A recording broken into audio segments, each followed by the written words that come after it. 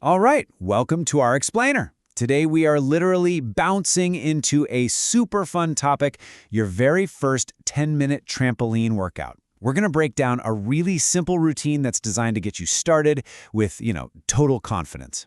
So let me just ask you this. Ever wish your workout felt less like a chore and maybe a little more like play? I think we've all been there. And the solution we're talking about today, well, it literally puts a spring in your step. And that solution is all about cardio that feels like play. We're talking about mini trampolines, also known as rebounders, and they are an absolutely amazing way to get your heart pumping without putting all that heavy, jarring stress on your joints. Now, I know what some of you might be thinking. Whoa, that looks kind of wobbly. And if that's you, you are not alone. Feeling intimidated or a bit unstable is the single biggest hurdle for beginners. But that's okay, because this routine we're about to break down is designed to tackle that feeling head-on. So how do we get you feeling steady and confident? It all starts with just 5 foundational moves. Let's walk through them, because they're the core of this whole 10-minute workout. Okay, here they are. It's super simple. You've got your basic bounce, then you move into scissors, then some front-back jumps, some side-to-side bounces, and you wrap the setup with high knees.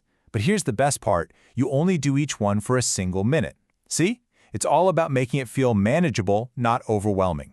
So, you're probably wondering, how does that add up to 10 minutes? Simple. You just run through that 5-minute sequence 2 times. And this repetition, it's not just filler, it's so important. It's designed to build that muscle memory and safely build up your endurance. You can think of it like this. The first round is kind of for practice, and the second round is where you really start to feel it and build your strength. But look, just knowing the moves, that's only half the story. To feel truly confident and stable, we've got to talk about the how. Because the way you jump, well, that's everything. It's the secret to staying safe and actually making the workout count. Proper form is your best friend here. What you're aiming for is a slight athletic stance. You want to keep your knees soft and bent, your hips pushed back slightly, and your core nice and tight.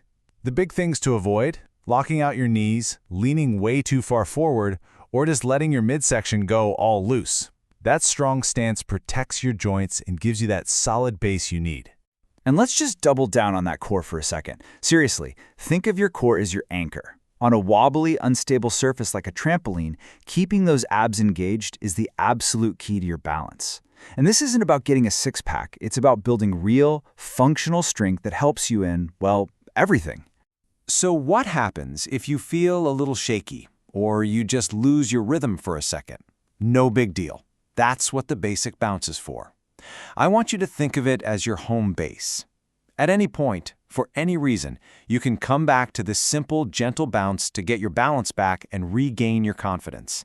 It's a game changer because it takes away that fear of messing up. You see, this whole approach is about so much more than just the physical moves. It really connects your mind, your body, and the balance. The mental benefits you get from this are honestly just as important as the physical ones. The philosophy baked into this workout is really designed to support you mentally.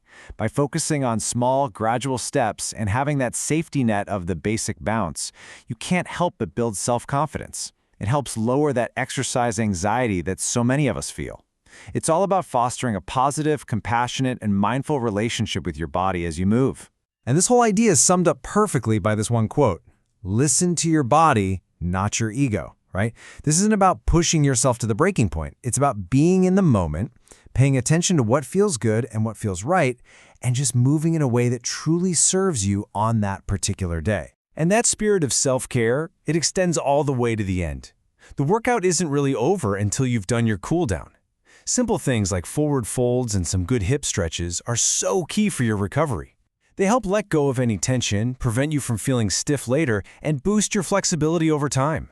So all these things we've talked about, the simple moves, the focus on safe form, listening to your body, they all point to one huge central idea. This is all about fitness at your own pace. It's not a competition. There's no one-size-fits-all here. I love this way of thinking about it. Progression is personal and not linear. You are the one in control.